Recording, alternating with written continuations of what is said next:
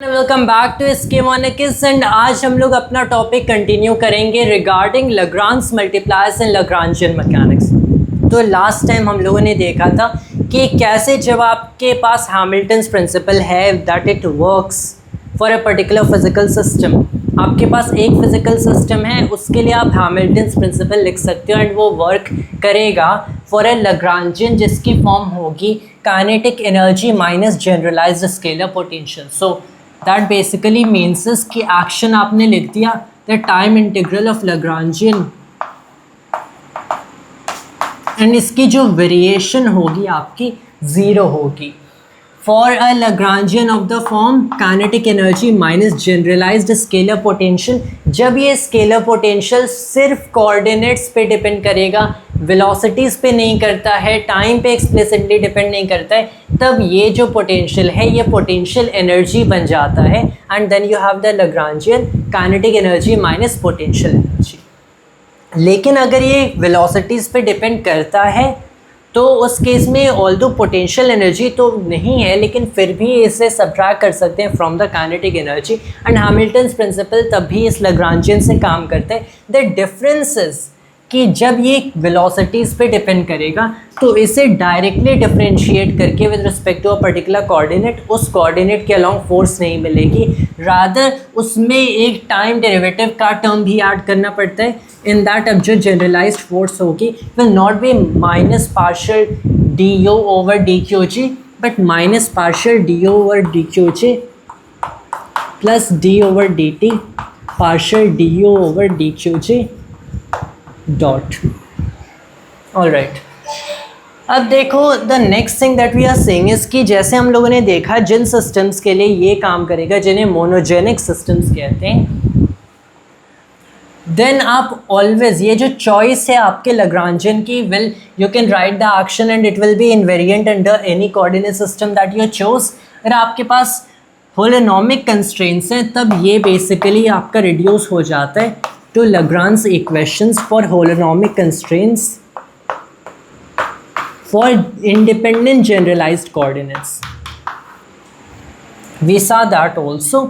फिर हम लोगों ने मेरे लास्ट वीडियो में देखा था कि अगर आपको हैमिल्टन्स प्रिंसिपल यूज़ करना है ऐसे कोऑर्डिनेट्स में नहीं जो कि इंडिपेंडेंट है बल्कि ऐसे कोऑर्डिनेट्स में जो कि एक दूसरे पे डिपेंड करते हैं, जो कि बेसिकली डिपेंडेंट हैं with the constraint equation provided that constraints holonomic हैं, तो उस केस में आप इन कोऑर्डिनेट्स इस कोऑर्डिनेट सिस्टम में आप लैग्रांज इक्वेशंस थोड़ा डिफरेंटली लिखते हो, कुछ इस तरीके से।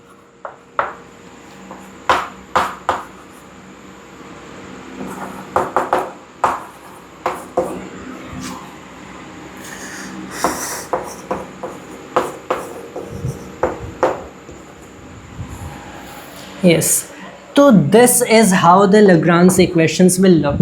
अगर आपने हैमिल्टन्स प्रिंसिपल यूज़ करने की कोशिश किया एक ऐसे कोऑर्डिनेट सिस्टम में जहाँ पे कोऑर्डिनेट इंडिपेंडेंट नहीं है कंस्ट्रेंट्स की वजह से, लेकिन अगर कंस्ट्रेंट्स होलोनोमिक हैं देन आप ऐसे विल इक्वेशंस लिख सकते हो, ऐसे n नंबर ऑफ़ इक्वेशंस जितने आपने कोऑर्डिनेट सेलेक्ट किए हैं उतने नंबर ऑफ़ इक्वेशंस। यहाँ पे एसेंशियली आप क्या कर रहे हो कि इन दी अदर केस आपने बेसिकली देखा कि जब आपके पास मान लो n नंबर ऑफ़ कोऑर्डिनेट्स हैं एंड आपके पास m नंबर ऑफ़ कंस्ट्रेंट्स है तो डिग्रीज ऑफ फ्रीडम कितनी हो गई n माइनस m। तो आपने बेसिकली क्या किया, ऐसे कोऑर्डिनेट सेलेक्ट कर लिया विच विल बी इंडिपेंडेंट। मान लो n number of Cartesian coordinates ही हैं तो ऐसे कोऑर्डिनेट सेलेक्ट कर लिया जो कि एक दूसरे के इंडिपेंडेंट है बाय इम्पोजिंग दीज कंस्ट्रेंट्स। तो आपके कितने अब डिग्रीज ऑफ फ्रीडम तो n माइनस m है, उतने आपके पास कोऑर्डिनेट्स भी होंगे अगर इंडिपेंडेंट है n माइनस m। तो आपने n minus m number of Lagrange equations लिखे each for one particular coordinate and आपको n minus m number of equation solve करने की ज़रूरत सिर्फ पड़ी। सो ओरिजिनली कोऑर्डिनेट्स तो आपके n थे लेकिन m कंस्ट्रेंट्स इम्पोज करने के बाद आपके n minus m degrees of freedom, तो इंडिपेंडेंट कोऑर्डिनेट सिस्टम में वेल आपके पास उतने ही लैग्रांज इक्वेशंस होंगे, उतने equations of motion you solve it. The thing is यहाँ पे हम लोगों ने जैसे देखा था इन माई लास्ट वीडियो कि अगर मुझे बेसिकली एक ऐसे कोऑर्डिनेट सिस्टम में ही वर्क करना है जहाँ पे कोऑर्डिनेट्स इंडिपेंडेंट नहीं है, why do we want to do that? Well, I'll be telling shortly, but for now, take my word for it that we often want to work in such coordinate systems without considering coordinates जो कि independent हो सकते थे.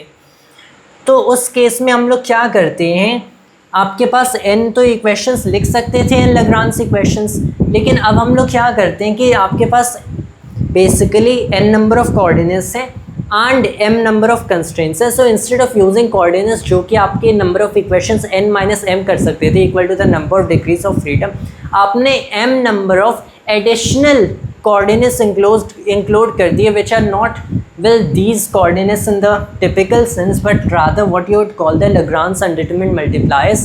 आपने जितने आपके पास constraints हैं आपने उतने Lagrange multipliers include कर दिए so that you now have n number of coordinates, एक तो ordinary coordinates plus m number of you have Lagrange multipliers each corresponding to a particular constraint, and then you write n plus m number of equations. What are these n plus m number of equations? Well, these are n number of Lagrange equations with this particular term including Lagrange multipliers and m number of constraint equations, and उन्हें solve करोगे.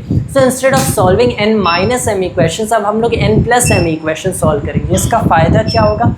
पहली चीज़, ये equation मैंने obviously last video में दिखा दिया था और it follows. Let me show you something else. D'Alembert's principle के हिसाब से अगर हम लोग देखते हैं, सो जब डी-एलेम्बर्ट्स प्रिंसिपल से लैग्रांज इक्वेशन को डिराइव किया जाता है, we find this one term, this one equation. हमें ऐसा एक इक्वेशन दिखता है. यहाँ से हम लोगों ने कंसिडर किया, हम लोगों ने एस्यूम कर लिया कि जितने भी आपके कोऑर्डिनेट्स हैं वो एक दूसरे के इंडिपेंडेंट हैं. यहाँ पे हम लोग एस्यूम कर लेते हैं and in that case we can separate out the equations only. In that case हम लोग इक्वेशन सेपरेट आउट कर सकते हैं. One point to make here, this is the kinetic energy. Potential energy अभी यहाँ पे इंक्लूड नहीं की गई है. These are the generalised forces. Remember, अगर आपने कंस्ट्रेंट्स हटाए नहीं इक्वेशन से, क्योंकि जब हम लोग इंडिपेंडेंट कोऑर्डिनेट्स सेलेक्ट करते हैं हम लोग एसेंशियली कंस्ट्रेंट्स को हटा रहे हैं. We are removing constraints from the equation. तो आपने कंस्ट्रेंट्स हटाए नहीं तो कंस्ट्रेंट फोर्सेस भी वहाँ पे होंगे. तो कंसिडरिंग कोऑर्डिनेट्स जहाँ पे कंस्ट्रेंट्स हैं, not within the coordinates themselves but you have coordinates and these are connected by constraints, तो constraint forces भी होंगे. These generalized forces should include the constraint forces, right? तो यहाँ पे याद, एक तो वो forces हो गए जो कि potential से derive किए जा सकते हैं, दूसरे हो गए जो कि constraint forces हैं. तो मैंने क्या कर दिया, इसे ब्रेक कर दिया. Those can be derived from the generalized scalar potentials and those that cannot be. तो in that case ये वाले सारे terms, so well you can write it in this form, get it in here. Lagrangian को अभी भी t minus u define करो and you'll get similarly the Lagrange equations except with one difference.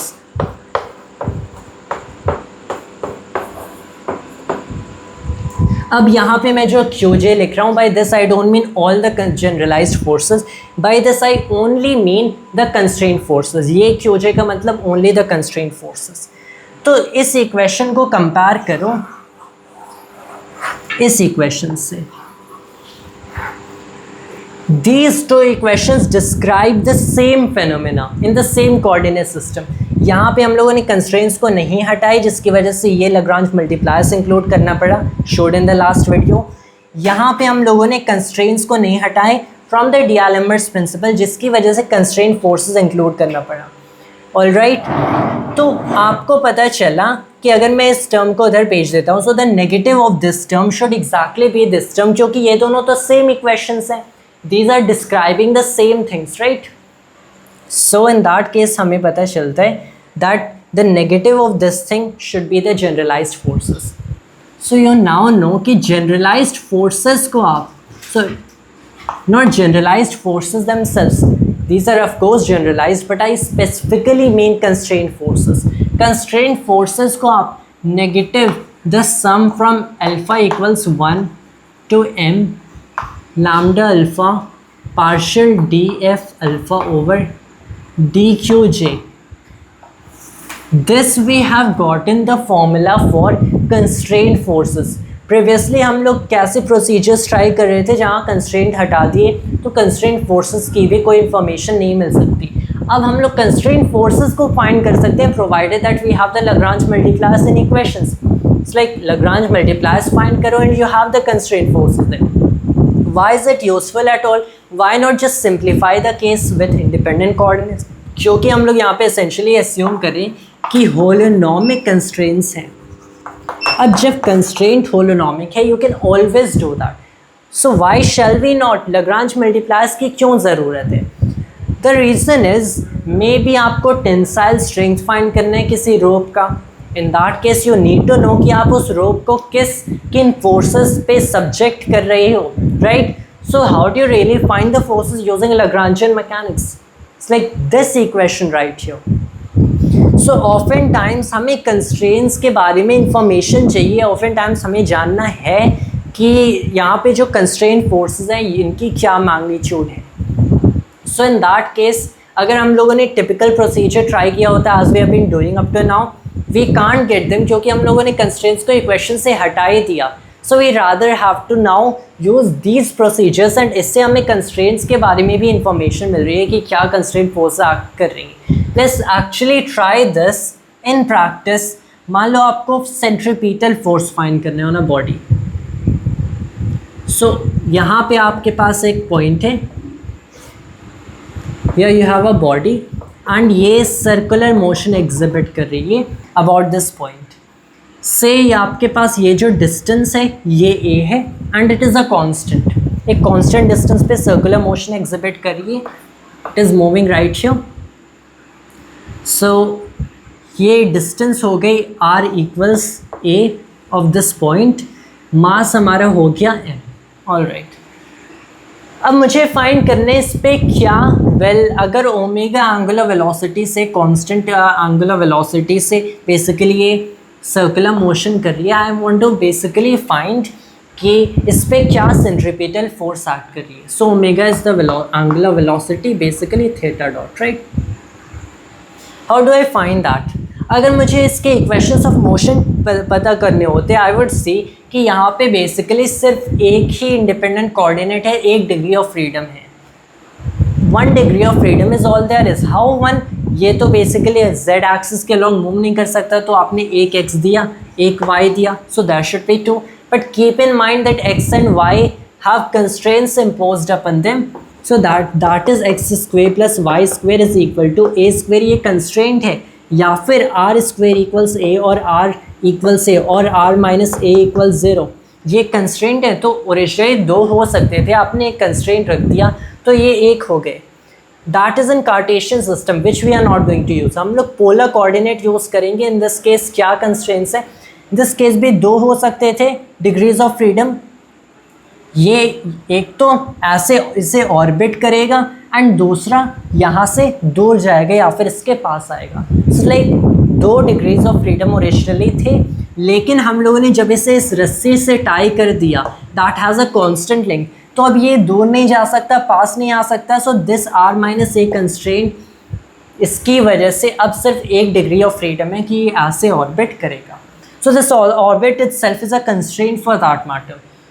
What do we do? अगर हम लोग सिर्फ एक independent coordinate that is theta को यूज़ करें, Lagrange इक्वेशन लिखें, हमें ऑब्वियसली इक्वेशन मिल जाएगी. We can't do anything about the constraints themselves. So what do we do? Well let's try that procedure first. Lagrangian हम लोग लिख लेते हैं t minus V. Let's ignore gravity. तो दूसरा कोई पोटेंशियल है नहीं. It is only equal to kinetic energy half m.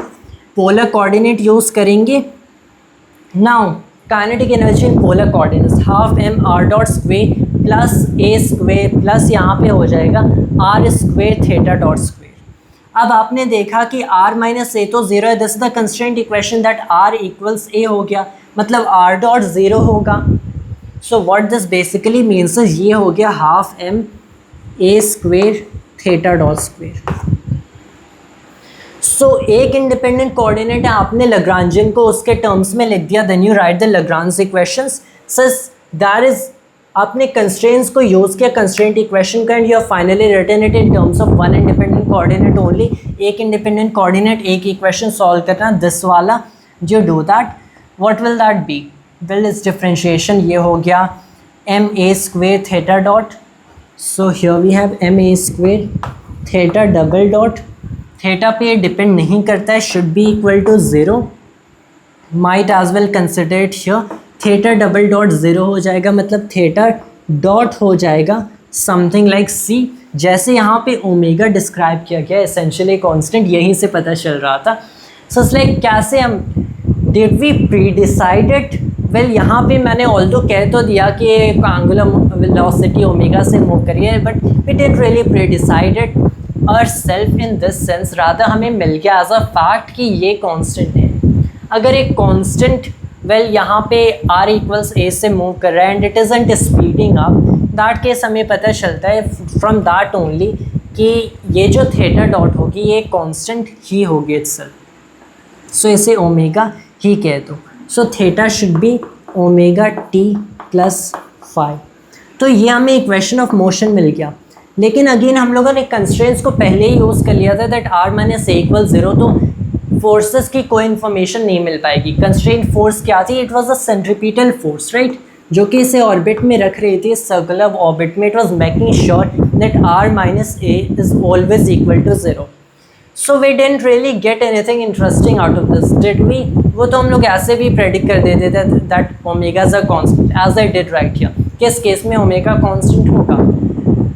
What we wanted was the centripetal force, से कैसे फाइंड करें? I'll show you by working in polar coordinates only, although x and y you might think कि ज़्यादा natural होगा, क्योंकि उस case में आपको क्लियरली दिख रहा है मैं ये क्वेश्चन को x and y and x dot and y dot के टर्म्स में लिखूंगा without using the fact that x square plus y square equals a square, लेकिन इस चीज़ को पोलर कोऑर्डिनेट्स में ही यूज़ कर सकते हैं। डिस्पाइट कि आपको लग रहा होगा पोलर कोऑर्डिनेट में अगर मैं करूँगा तो मुझे तुरंत यहाँ से दिखता है कि r इक्वल्स a, तो it will eventually get down to theta dot only. Well, what you have to do is कि आप ये भूल जाओ for now कि r a के equal है, is a constant and r को as a variable treat करो, and last में that is the thing mistake we made, not even a mistake, क्योंकि हमें equation मिल गया लेकिन चाहिए तो थे forces, तो that is the mistake that we made right here। यहाँ पे r dot square plus r square theta dot square था, it's like उससे ज़ीरो मत करो, r dot को ज़ीरो मत करो, आप इसे खुद एज अ वेरिएबल ट्रीट करो एंड इसे एज एन इंडिपेंडेंट वेरिएबल, एक coordinate, not independent exactly, as a coordinate treat करो, थीटा डॉट को एज अ कोऑर्डिनेट ट्रीट करो एंड लैग्रांज मल्टीप्लायर को साथ में लिखो। आप ये इक्वेशन लिखो, ये इक्वेशन r के लिए लिखो एंड थीटा के लिए लिखो, लेकिन लैम्डा के साथ, लैग्रांज मल्टीप्लायर के साथ। एक कंस्ट्रेंट है मतलब एक लैग्रांज मल्टीप्लायर होगा, एंड देन वो दोनों इक्वेशंस हैं उसको आप सॉल्व करो एंड में इस इक्वेशन के साथ। Let's see how. तो इसकी अब मैं एक अल्टरनेटिव प्रोसीजर ट्राई करूँगा that instead of using the constraint equation first, हम लोग यहाँ पे इसे यूज़ नहीं करेंगे, यहाँ पे जितने कोऑर्डिनेट्स हैं r एंड थीटा के टर्म्स में लिखेंगे दोनों Lagrange equations, constraint equation last में यूज़ होगा। सो अब मैं इसे यहाँ से एलिमिनेट पहले ही नहीं करूँगा। So it is r dot square plus r square theta dot square.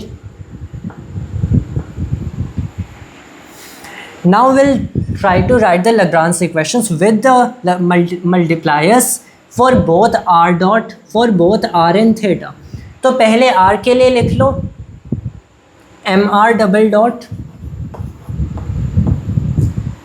अब ये हो गया माइनस में और यहाँ पे हो जाएगा M R theta dot square plus में लैम्डा। अब देखो ये फंक्शन f क्या है? It is nothing but f is basically this constraint equation, right, r minus A equal 0। इस चीज़ को डिफ्रेंशिएट करो with respect to r partially, तो ये बेसिकली 1 हो गया। सो लैम्डा टाइम्स 1, एक कंस्ट्रेंट है मतलब एक Lagrange multiplier, so that equal to 0।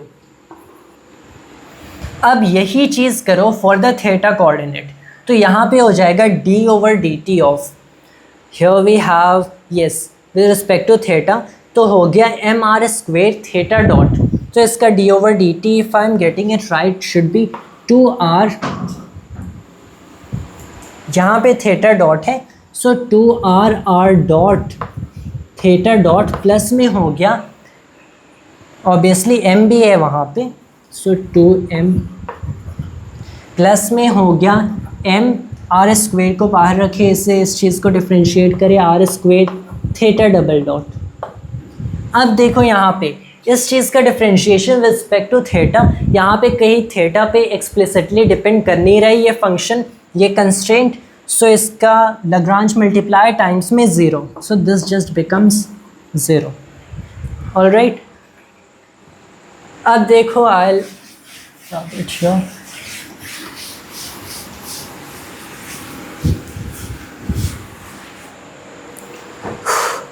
We found these two equations, इन दोनों इक्वेशंस को हम लोग साथ में सॉल्व करेंगे of the constraint equation. Now the difference between the two procedures जो कि मैं शो कर रहा हूँ, पहले में हम लोगों ने पहले कंस्ट्रेंट इक्वेशन को यूज़ कर लिया to write only one independent coordinate, जिसकी वजह से कंस्ट्रेंट तो पूरी तरीके से हट गया, which we did not want, क्योंकि तब सेंट्रीपिटल फोर्स नहीं मिल सकती।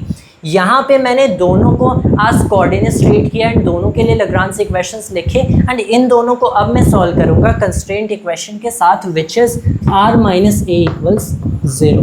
अब सिंस हम लोगों ने लैम्डा को इंट्रोड्यूस कर दिया, now when we are going to write this thing, हमें एक्चुअल में कोई इंफॉर्मेशन मिलेगी which is really beautiful I guess, क्योंकि this is one of the beauties of Lagrangian mechanics that I absolutely love. यहाँ पे अगर आप चाहो तो सिंप्लिसिटी के लिए सारे कंस्ट्रेंट्स को हटा सकते हो, you can only focus on जो चीज़ें एक दूसरे के इंडिपेंडेंट है, ताकि आप minimum number of coordinates, minimum number of equation solve करो for minimum number of coordinates and you can get your equations of motion. फिर do not want to do that, can keep the constraint and by using these multipliers, the Lagrange multipliers, आपको constraint forces भी मिल जाएंगी। So that is one thing very special about Lagrangian mechanics, not to mention आप कोई भी coordinate system use कर सकते हो which cannot be done in Newtonian mechanics। तो now all we have to do is कि r minus a 0 है, मतलब r constant है, मतलब r dot 0 है, r double dot 0 है, right? So you basically write कि lambda हो जाएगा m r theta dot square, we got that। ये जो चीज़ है, अब देखो हियर r डॉट अगेन 0 है, so you got that M R square theta double dot equals 0, again goes to that theta dot will be basically equal to omega and theta is omega T plus 5। यहाँ पे हमें एक इक्वेशन मिला theta equals omega T plus 5, यहाँ पे भी एक इक्वेशन ऑफ मोशन मिल गया since r dot is 0। So we are basically getting this one equation of motion in both cases, but by not using constraints at first, instead in last मुझे Lagrange multipliers भी मिल गए which will satisfy these equations। and अब मैं क्या कर सकता हूँ, can say कि well एक multiplier so no need for any sum, इस चीज़ को अगर मैंने multiply किया by इसका partial derivative with respect to r, alright I did that, and well theta के टर्म्स में तो अगर देखा जाए तो वो 0 ही है। So what we are essentially saying is कि this is 1 right here minus lambda क्या होगा, those will be the constraint forces. अब थीटा डॉट ओमेगा है, so it is basically minus, अब आर को भी आप ए लिख दो,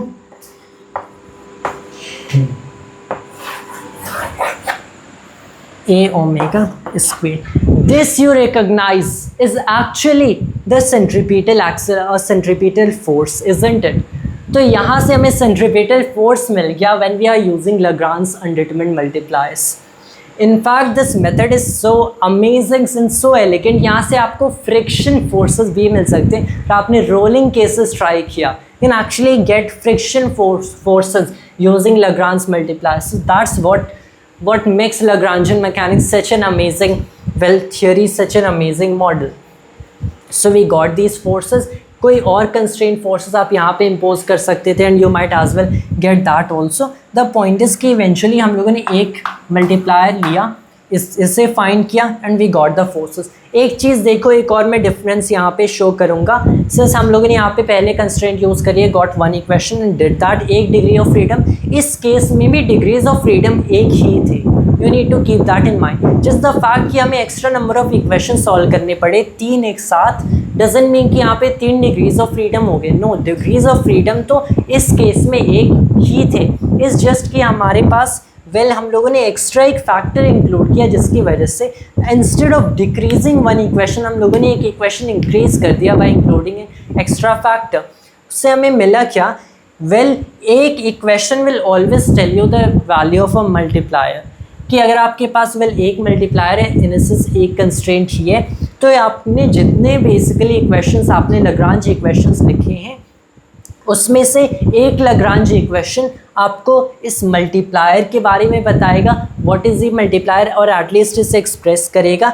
जो दूसरे इक्वेशंस हैं जितने कोऑर्डिनेट्स होंगे उन कोऑर्डिनेट्स को एक्सप्रेस करेगा, एंड जितने दूसरे इक्वेशंस होंगे बाकी के वो तो आपके कंस्ट्रेंट इक्वेशंस होंगे। So the set of equations that you will have to solve is constraint equations, the actual equations of motion. ये इक्वेशंस ऑफ मोशन सिर्फ आपके इंडिपेंडेंट कोऑर्डिनेट्स को ही यूज़ करेंगे, तो इवेंचुअली यहाँ पे इंडिपेंडेंट कोऑर्डिनेट की बात आ गई, but with the additional information कि constraint equation, the equations of independent coordinates and ये इक्वेशंस जो कि लाग्रांज मल्टीप्लायर्स बताएंगे, जो कि आप यहाँ पे यूज़ कर सकते हो फोर्सेस फाइंड करने के लिए। So it's a rather amazing method, and one thing that I kept focusing on is they put a lot of emphasis on this।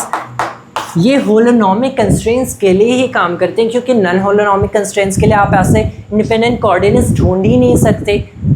क्योंकि पहले आपको, अगर आपके पास मान लो इनकी वेलोसिटीज़ कनेक्टेड है, तो आपको पहले इनके इंटीग्रल्स को कनेक्ट करना पड़ेगा, जो कि आप कर नहीं सकते without actually knowing the solution.